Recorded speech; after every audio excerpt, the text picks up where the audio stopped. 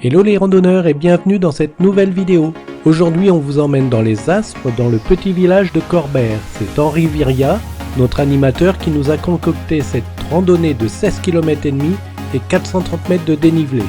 Riche en vieilles pierres pleines d'histoire, nous allons découvrir le passé de cette région.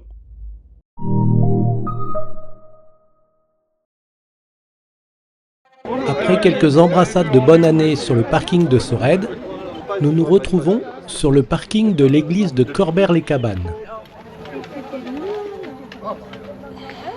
Je ne vais pas dire la messe deux fois. Voilà.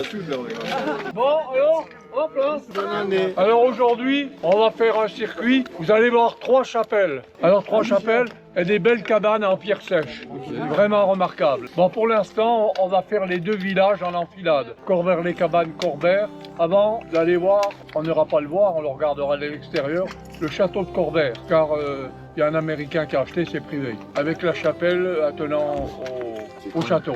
Il a vendu l'Américain.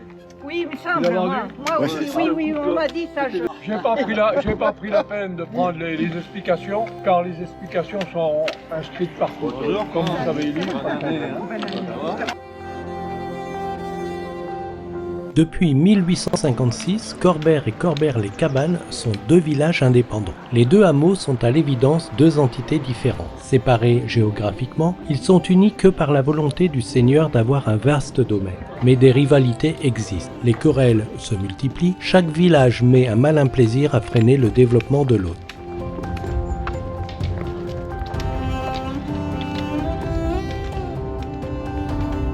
Le château de Corbère fut cité pour la première fois en 1241. On suppose qu'en 1131, le château n'était qu'un simple donjon, et c'est au XIIe et XIIIe siècle que le château prendra sa forme actuelle. Curieusement, si le château, par son faible rôle politique et économique, a pu traverser les siècles sans trop de dommages, le XXe siècle a failli lui être fatal. La Seconde Guerre mondiale l'a pratiquement mis en ruine.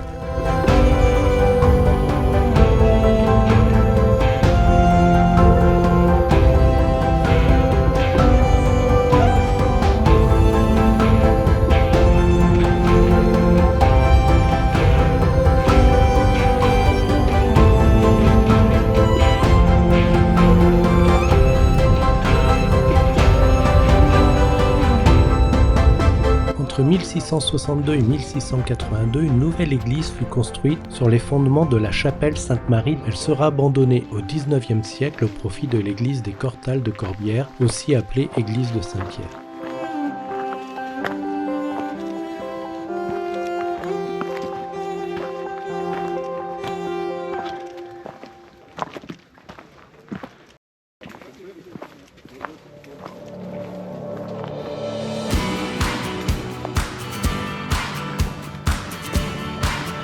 La chapelle Saint-Père-del-Bosc est citée pour la première fois en 1163, mais c'est à la fin du XIIIe siècle qu'elle apparaît comme étant la paroisse du village fortifié de Corbère. Elle conservera ce titre jusqu'au XVIIe siècle.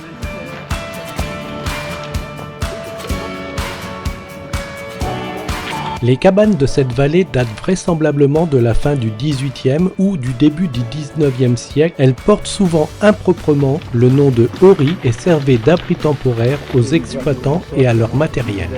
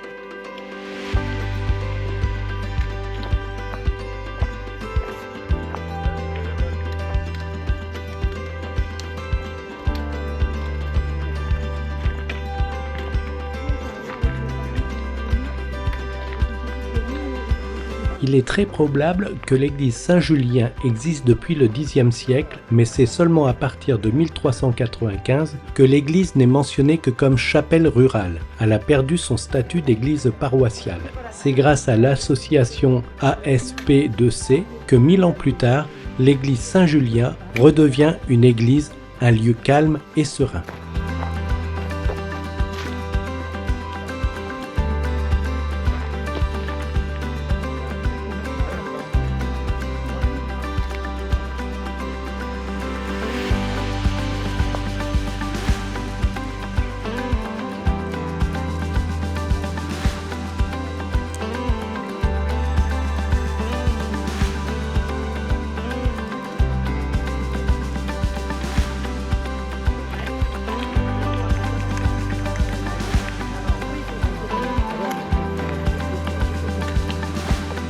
Au nord de la colline de Montou se trouve le four à chaux de Corbère-les-Cabanes. Daté du 19e siècle, il servait à la transformation par calcination de la pierre calcaire en chaux.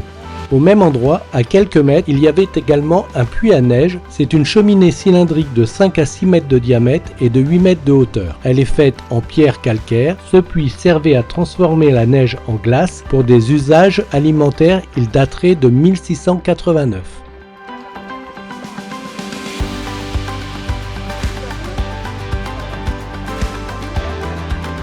Alors tous nos remerciements à Henri pour une rando, d'abord par un temps particulièrement clément, pas chaud, pas froid, un peu de soleil, et surtout original aussi parce qu'elle nous fait passer de Corbère-les-Cabanes à Corbère-le-Château et découvrir ensuite beaucoup de sites. C'était presque une randonnée patrimoine avec 3 magnifiques chapelles, des fours à glace, des fours à chaud, de jolis paysages. Alors Henri, merci à toi. Et puis à la prochaine. voilà, une prochaine avec grand plaisir. Voilà. Bravo. On y va? 1, 2, 3.